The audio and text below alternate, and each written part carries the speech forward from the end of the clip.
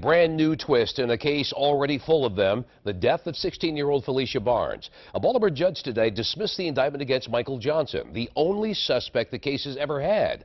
So what now? I-Team lead investigative reporter Jane Miller is live at the Mitchell Courthouse downtown with the very latest. Jane.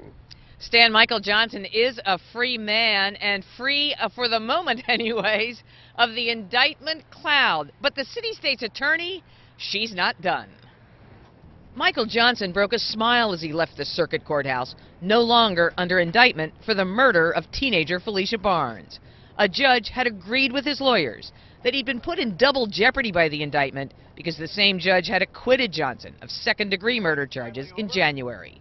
Disagreeing is the state's attorney. Marilyn Mosby sat in on today's arguments and promised to appeal the judge's decision.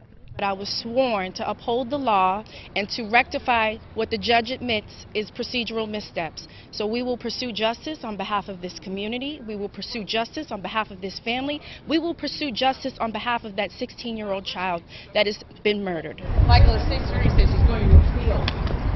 You want to comment? No, ma'am. No.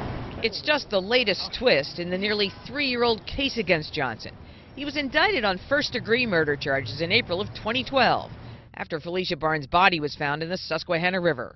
She'd gone missing just after Christmas 2010 while visiting family members in Baltimore that included Johnson's ex-girlfriend. A jury acquitted Johnson of the first-degree murder charge, convicted him of second-degree murder. But the judge in that case threw out the conviction and ordered a new trial. But in that trial, a few months ago, a different judge first declared a mistrial, then acquitted Johnson. Prosecutors cried foul, arguing the judge didn't have that authority. They went to a grand jury which indicted Johnson again last month.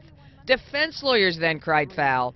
The judge today gave them what they wanted by dismissing the indictment. At some point, does this become a futile effort? Not at all. We knew what we were up against when the judge did what he did. He has admitted that it was a procedural misstep.